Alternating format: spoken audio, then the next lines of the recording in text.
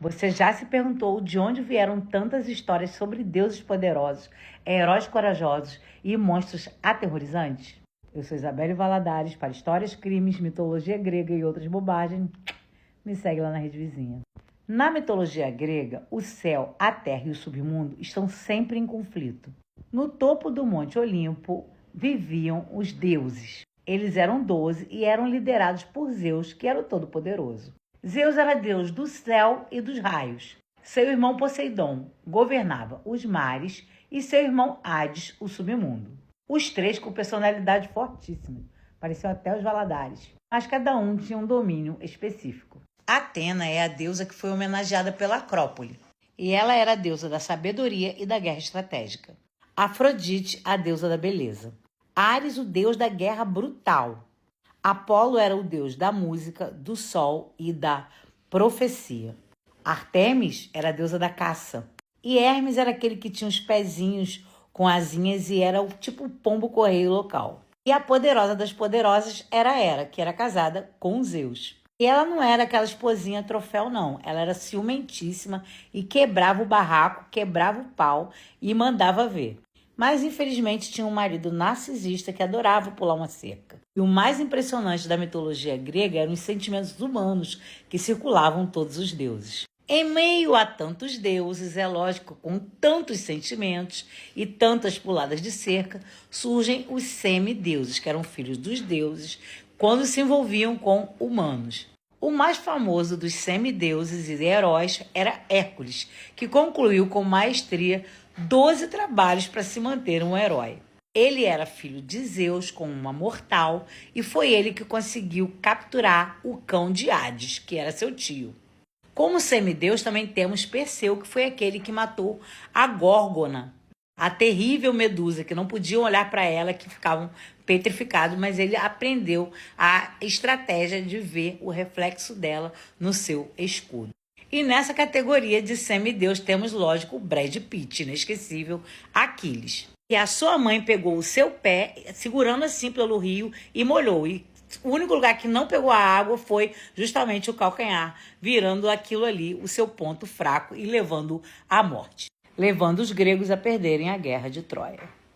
E temos também como um semideus ou um herói, Teseu, que conseguiu capturar o Minotauro que vivia no labirinto. O labirinto que fica na ilha de Creta, que fica a mais ou menos 8 horas daqui onde eu estou. Esses heróis representavam toda a coragem de quem podia ousar, mas mostravam que também tinham fraquezas. E a mitologia grega, ela realmente era muito criativa e tinha um zoológico fantástico, com górgonas, minotauros, centauros, a hidra de Lerna, o cérbelo, as arpias, que eram aves com corpo humano, e também as sereias. E quem nunca ouviu falar de sereias, né? Tinham vozes hipnotizantes e acabavam conquistando, principalmente, os homens do mar.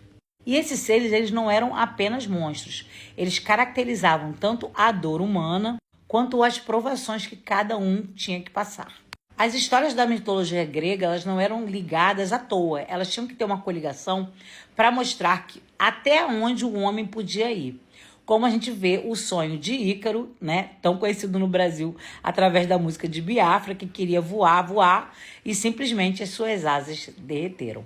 Assim como o sonho de Ícaro de ir cada vez mais alto, temos a curiosidade de Pandora, que abriu a caixa misteriosa, e o amor eterno de Orfeu e Eurídice. Ou seja, dentro desses mitos há orgulho, limites, vaidades, amor, coragem, tudo isso acaba entrelaçado no destino de cada um. Morfeu, por exemplo, era o deus que levava as pessoas em dor durante o sono para voar com ele, para que elas esquecessem aquele momento ali. Mas ele não trabalhava sozinho, ele trabalhava com seu irmão Hipnos, que hipnotizava as pessoas para que elas adormecessem, mesmo sentindo dor, para que ele pudesse levar elas até aquele outro lugar, aquele outro espaço. E assim surgiu a morfina, né, que tira a dor daquelas pessoas em sofrimento, e foi batizada com esse nome por conta de Morfeu. A mitologia grega, ela é tão importante na história que ela atravessou o tempo, e hoje nós temos no cinema um dos maiores sucessos dos últimos anos, Percy Jackson, o Ladrão de Raios, que nada mais é do que um semideus, filho de Poseidon, que também era irmão de Zeus. Mas há muitos outros deuses menores, também chamados como dêmones ou espíritos divinos, como Eros, Hipnos, Psique, as Moiras, que eu adoro a história delas, Cloto, Láquesis e Atropos, que controlavam o fio da vida. Eu tenho inclusive um conto sobre isso, sobre uma pessoa que sempre estava prestes a morrer, mas aí uma delas ia lá e não cortava o fio. Elas se perguntavam por que essa pessoa nos convence sempre com o seu sorriso. É até um conto bem bonito. E se você gostou desse rolê na mitologia, fica comigo que durante esse período aqui na Grécia eu vou contar um pouco mais, inclusive sobre as ninfas, que eram espíritos femininos da natureza.